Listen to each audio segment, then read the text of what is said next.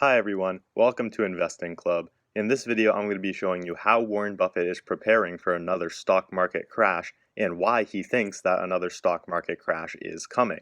Now, we recently got news that Warren Buffett sells even more stock. If you remember back in March, he sold his entire stake out of the four major airlines that he owned. It was Delta, United, American, and Southwest Airlines. And a lot of people just chalk that up to Warren Buffett himself admitting that he made a mistake by investing in airlines in the first place. And he thinks that the airline industry will be completely changed as we go through what we're experiencing right now. So it makes sense that he would sell out of airlines. But what we see now is that Warren Buffett is selling out of a lot more of his positions. The most recent move of Warren Buffett was selling off 84% of his stake in Goldman Sachs. And that was a company he invested in during the 2008 financial crisis. So most likely, Warren Buffett's going to sell completely out of his Goldman Sachs position. If you saw the annual shareholder meeting, he said he rarely trims positions. So if he sells something, you can probably assume he's going to sell the whole position, especially if it's 84%, like he did with Goldman Sachs. He also sold another bank, JP Morgan.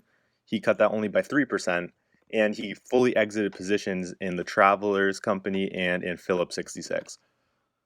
So Warren Buffett is doing a lot of selling, not just in the airline industry, but in a wide range of industries from banking to insurance to the oil and gas industry. And this is what really surprised me. Berkshire cut their investment in Amazon only by a little, by less than 1%. But it's still interesting that Amazon at all-time highs is something that Berkshire Hathaway would end up cutting. And they have done some buying. They bought more in PNC Financial Group. But overall, in the first quarter of 2020, Berkshire Hathaway did a lot more selling than buying. And you can see that here. Their cash pile rose from $125 billion, which was already the largest amount of cash that Warren Buffett's ever held, and now it's up to $137 billion.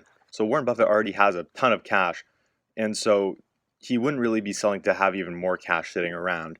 So the logical conclusion from his actions is that Warren Buffett expects another stock market crash. If you remember, he also said he didn't buy anything during the dip in March we had. So that tells you that he expects the stock market to drop lower. Warren Buffett is the one that always says if you just focus on buy and hold in the long run, you will make good returns. And that is true, but his actions are telling something different than what he usually preaches. And right now is a situation in which Warren Buffett's actions clearly show us that he is expecting another fall in the stock market. And it's not just Warren Buffett, it's also other billionaire investors as well. This is an article, Carl Icahn sees a further market crash and says he's shorting commercial real estate. So a lot of these billionaire investors are in a lot of cash right now, including Mark Cuban and some other ones. A lot of them are holding on to the largest amount of cash they've ever held on to. Those are all pretty smart guys. And so while they could all be wrong, it is important to be aware of what all of these people are doing, even though it may not be a good idea to copy them exactly. And I would never completely copy another one of these investors, as I've said in previous videos, but it definitely is important to be aware of what these investors are doing, because a lot of the time they know things that we don't. But again, that's not the only side to the story. There are a lot of investors who are also buying into the markets. We have investors like George Soros, it's bought Disney and Peloton. And we also see more investors buying Disney, Berkshire Hathaway. Seth Klarman bought Google and Facebook. Druckenmiller bought Disney. A lot of these fund managers bought Disney shares in the past couple of months, which is interesting. Might be worth a closer look if you see all of them buying into Disney.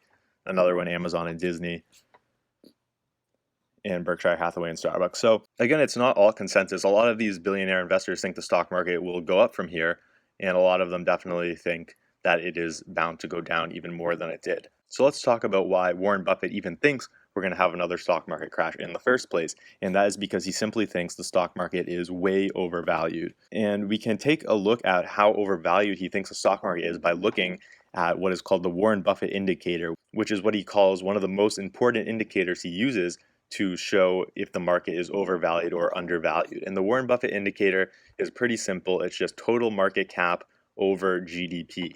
And Warren Buffett has used this throughout his career, and he called it a very strong warning signal during the dot-com bubble. And in 2001, he said it is probably the best single measure of where valuations stand at any given moment. So this is a very important indicator to pay attention to. So how this indicator works is when the Buffett indicator is above 100%, when the total market cap is over total GDP, that usually signals that the stock market is overvalued.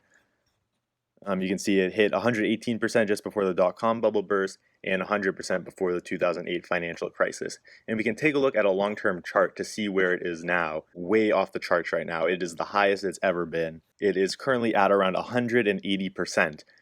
And just comparing that to the dot-com bubble, which was also one of the most overvalued markets, it was only at 120%. So based on this Buffett indicator, we are way overvalued and way overdue for an extended correction. And we could be expected to go even higher on this indicator if the US GDP is expected to shrink over the next few quarters. That would push this indicator even higher if stock prices stay where they are right now. So this is probably one of the main reasons Warren Buffett thinks that the stock market will crash again. But even though this indicator is very important and it does have a good track record of predicting when the next stock market crash will be, there is one important factor that this indicator does not address, and that is interest rates. Warren Buffett has said when interest rates go down, stocks become more valuable. And right now we are at the lowest interest rate we've ever been. We're at practically 0%.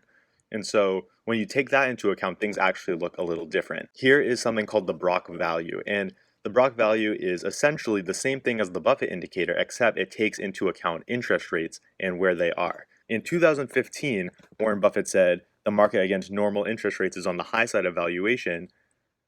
But on the other hand, if these interest rates were to continue for 10 years, stock would be extremely cheap now. And what he's saying is when interest rates are at 0%, stocks are valued much higher than if the interest rate was higher. So here's a long-term chart of the Brock value. And the yellow line represents the stock market, and the white line is the Brock value, and they have two outer bands. When the stock market goes above the upper band, which is the red line, you can assume that the stock market is overvalued. And that is what you could see. All the way back from 1968, the first time on this chart it passed over the red line, the returns over the next 10 to 15 years were very poor.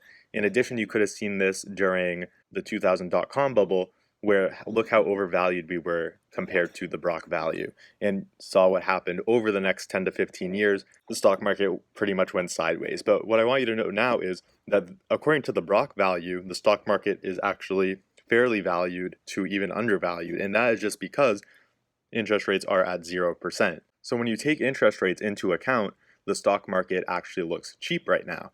And so this is another way to look at things. Even if you think the stock market is overvalued, which is something I feel, when you look at it through the lens of 0% interest rates, stocks actually look pretty cheap. And this chart is updated through the end of 2019. So to take a look at what's happened more recently, here's an up-to-date chart. And what you can see is the stock market is still under the Brock value. During the stock market fall in March, they were essentially at the same spot. Corporate bond yields went up sharply as people were selling bonds. However, people have been entering into the bond market again, and the bond yield has fell back to where it was before this past March, and now we see that the Brock value has gone up past the S&P 500 again. And so what does this tell us? Well, this tells us basically if interest rates stay this low, stocks are cheap. And I agree with that, but the problem is, how long can we keep interest rates at 0%? That is the big question. You know, I said in my video on why Warren Buffett likes bank stocks, I'll put a card up to it if you haven't watched it. I highly recommend it. A reason Warren Buffett likes bank stocks right now is because interest rates are cyclical. And even though they're at all-time lows, they will go up at some point. Now, I don't know how soon that's going to be. It's reasonable through the rest of this year, interest rates are likely going to stay at 0.